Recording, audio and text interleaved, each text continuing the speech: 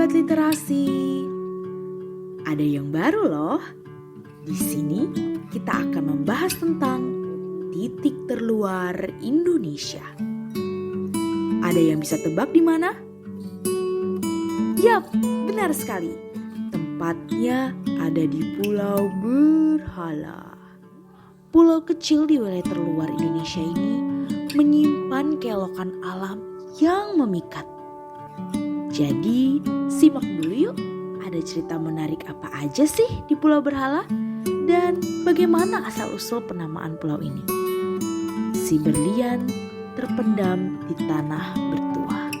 Seperti sebuah ungkapan berlian yang terpendam di dasar lautan, begitulah keindahan objek wisata Pulau Berhala. Sebuah pulau kecil yang terletak tak jauh dari Selat Malaka, Sumatera, dan termasuk dalam wilayah Kecamatan Tanjung Beringin, Kabupaten Serdang Bedagai. Berada di Selat Malaka, salah satu pulau terluar ini memiliki luas sekitar 14,75 hektar. Di sebelah barat pulau ini berbatasan dengan daratan Sumatera Utara, sedangkan di sebelah timur dengan semenanjung Malaysia. Wilayahnya yang kecil didominasi hutan lebat, layak disebut sebagai objek pariwisata berlabel Eco-Marine Tourism. Begitu juga dengan pantai-pantai berpasir putih yang cantik. Pulau Berhala memang memiliki pemandangan khas dengan pantai-pantai di sekitar Riau yang berbatu besar dan bersih. Pulau Berhala juga memiliki sejumlah destinasi wisata sejarah penting. Terdapat beberapa tempat bersejarah dan benda yang memiliki histori, mulai dari meriam, benteng, hingga mercusuar. Terdapat dua pulau kecil di kedua sisi ujungnya. Pulau Sokong Nenek yang luasnya tak lebih dari 0,5 hektar di arah tenggara dan Pulau Sokong Siembang di barat. Pantainya sangat bersih dan indah. Jika menyelam di kedalaman 4-25 meter, tentu kita akan dapat melihat berbagai jenis karang keras maupun lunak, serta terdapat warna-warni ikan penghuni laut tersebut. Hal yang lebih menakjubkannya lagi, di Pulau Berhala ini terdapat penangkaran penyu. Umumnya terdapat para penyu bertelur yang bisa diabadikan ketika penyu menggali sarang dan bertelur. Jika waktunya tepat, terutama pada akhir atau awal tahun, pengunjung dapat menyaksikan penyu-penyu yang menepi dan bertelur di sekitar pantai. Selain pantai yang indah, pemandangan yang hijau dan sejuk, serta adanya penangkaran penyu, bagi orang-orang yang punya hobi memancing, di Pulau Berhala juga bisa loh melakukan kegiatan memancing. Kegiatan memancing ini merupakan kegiatan yang digemari oleh banyak wisatawan. Terdapat banyak variasi ikan yang bisa ditemui seperti ikan cakalang, kakap, kerapu, dan masih banyak lainnya. Bagi para wisatawan yang ingin melihat sesuatu lebih menantang, juga bisa loh mendaki ke puncak pulau yang memang tampak seperti sebuah bukit. Pada puncaknya terdapat sebuah mercusuar dengan sekitar 700 anak tangga jika dihitung dari pos penjaga TNI Angkatan Laut. Atau bisa juga loh mencoba trekking dari dua rute alternatif yang ada dari bibir pantai untuk mengungkap nilai penting situs Pulau Berhala dalam rangka pelestarian cagar budaya. Sahabat literasi, tahu nggak? Pulau Berhala adalah salah satu pulau yang cukup penting loh dalam sejarah Kepulauan Riau.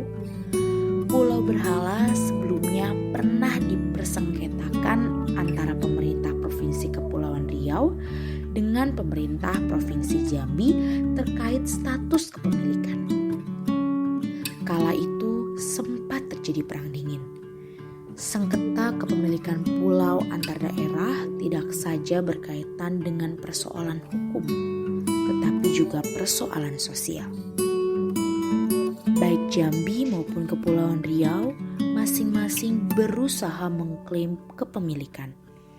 Namun sayangnya, klaim pemerintahan Jambi atas kepemilikan Pulau Berhala tidak didukung oleh validitas legalitas historis sejarah.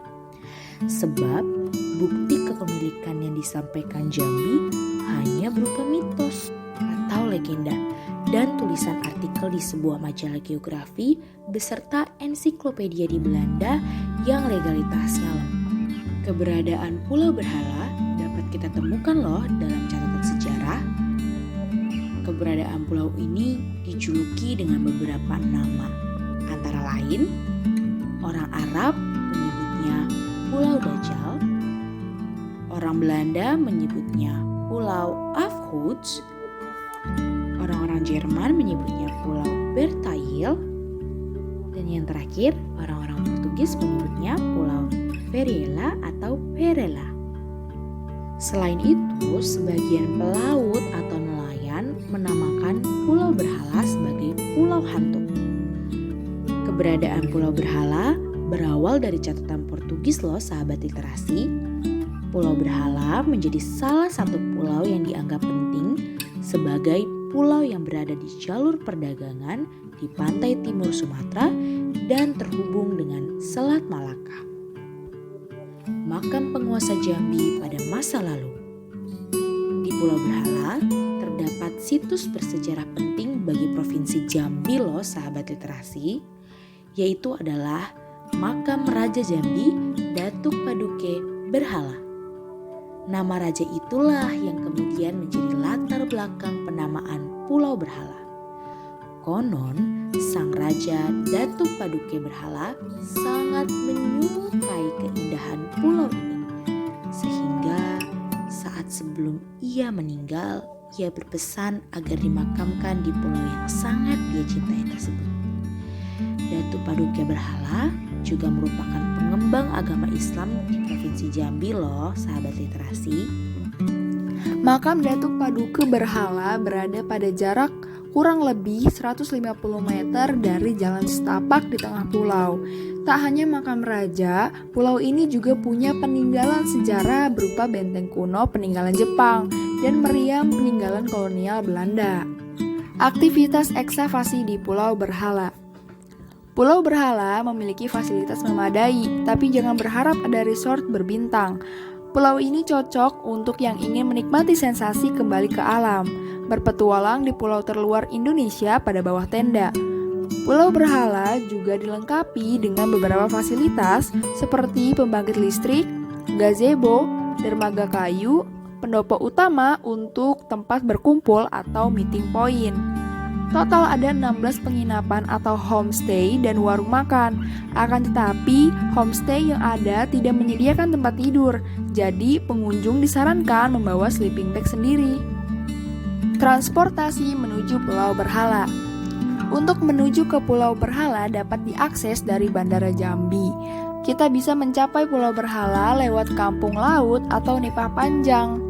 Kampung itu menjadi gerbang menuju Pulau Berhala yang memakan waktu sekitar 1,5 jam menggunakan perahu sewaan dengan harga bervariasi. Tips berkunjung ke Pulau Berhala. Untuk menjangkau pulau ini, pengunjung harus mengajukan izin ke pos marinir yang ada di Serdang Bedagai yang ditunjukkan ke komandan juga di Pulau Berhala. Selain surat izin, pengunjung juga perlu menyewa kapal nelayan karena tidak ada angkutan kapal umum menuju Pulau Berhala. Satu kapal bervariasi harganya antara 3 sampai 4 juta dengan kapasitas 30 orang. Selain menyewakan kapal, warga kampung nelayan Serdang Bedagai juga ada yang menyediakan jasa sebagai tukang masak dengan upah berkisar antara 15 sampai 17 ribu rupiah. Satu lagi yang harus disiapkan adalah biaya mes sebesar 30.000 per orang dalam satu malam. Jangan bayangkan sebuah mes dengan fasilitas kamar yang komplit ala kota karena yang ada di Pulau Berhala adalah mes milik marinir. Mes laki-laki dan perempuan pun terpisah. Di sini tak boleh mabuk-mabukan dan tak boleh bawa narkoba dan melakukan tindakan asusila. Jika melanggar, siap-siap saja dihukum dengan cara militer. Namun, itulah salah satu sensasinya. Di sini kita akan bertemu banyak marinir yang menjaga Pulau Berhala. Malam hari adalah salah satu waktu favorit di Pulau Berhala karena garis pantai akan bersinar kebiruan, disebabkan oleh zooplankton yang menghiasi bibir pantai dengan pender-pender birunya itu. Destinasi wisata yang bisa dikembangkan di Pulau Berhala meliputi diving, snorkeling, wisata pelestarian penyu, trekking di hutan, berjemur, berenang, dan wisata gua. Jika wisata maju akan meningkatkan pendapatan asli daerah yang akhirnya dapat meningkatkan kesejahteraan masyarakat. Indahnya alam dan keberadaan marinir menjadi pemanis liburan di Pulau Berhala, sang penjaga kedaulatan NKRI di Selat Malaka yang merupakan titik terluar Indonesia. Jadi, begitu kurang lebih cerita keelokan Pulau Berhala. Kira-kira gimana nih pendapat kamu setelah tahu asal-usulnya? Kalau kamu suka konten ini, jangan lupa like, komen, dan subscribe. Untuk konten selanjutnya, kira-kira UKM Literasi Mercu Buana harus bahas apa lagi nih? Thank you so much for watching.